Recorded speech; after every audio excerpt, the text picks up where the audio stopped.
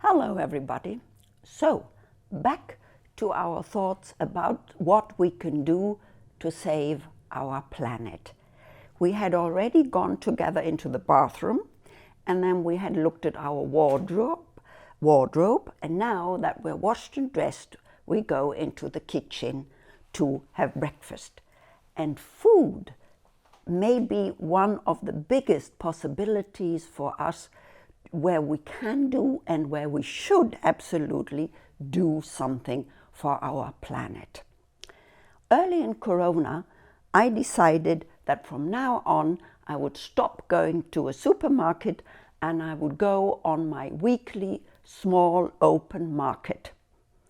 Now, why is that a difference? I give you two examples. It has to do with short distances.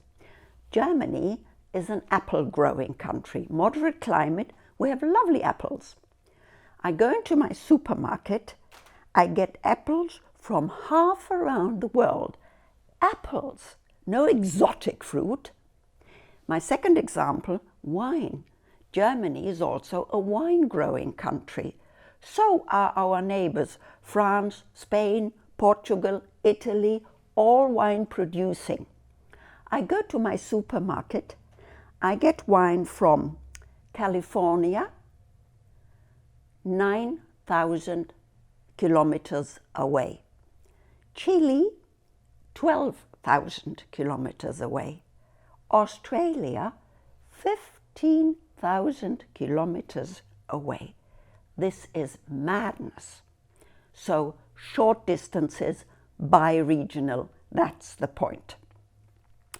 Also, it has to do with the packaging, because obviously if you send food half around the world, it has to be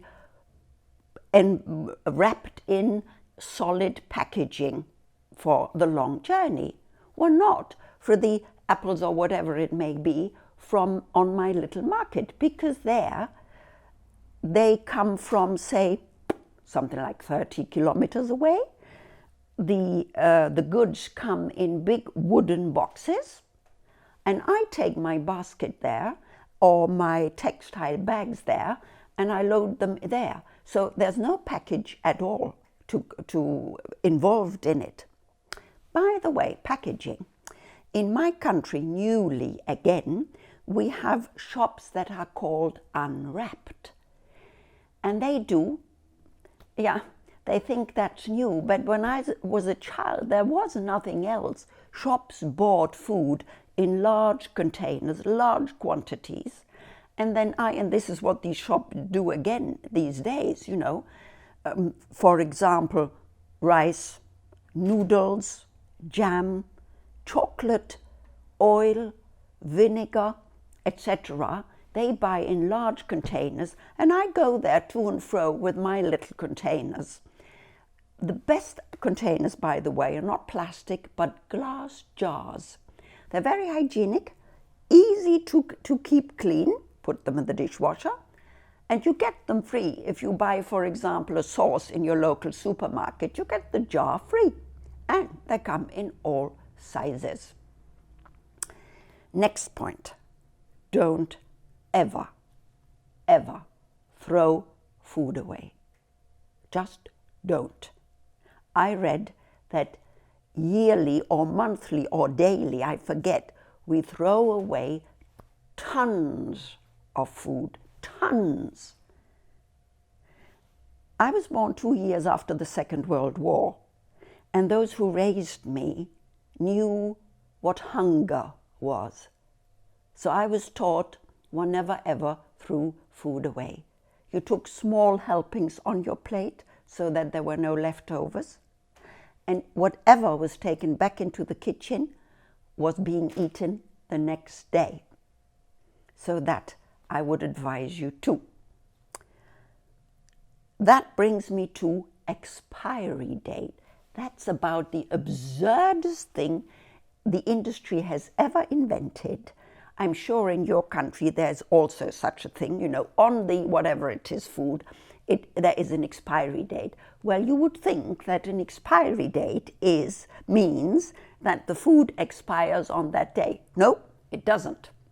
I don't know what it means, but it doesn't mean that. I do, and I have always done, the way I was taught to do when I was small or young. Any kind of food, first you looked at it, because you see when food turns bad. Next, you smelt, because you smell when food turns bad. And third, you tasted it, because you taste when food turns bad. So please stop throwing food away. Next point, water, tap water. I have drunk tap water all my life. Now, of course, you make sure first, wherever you live, that your tap water is drinkable water, obviously, but I've been to many countries, and in most countries, water is drinkable water. And I have drunk that all my life. And I am, compared to other people my age, very healthy. So it didn't harm me.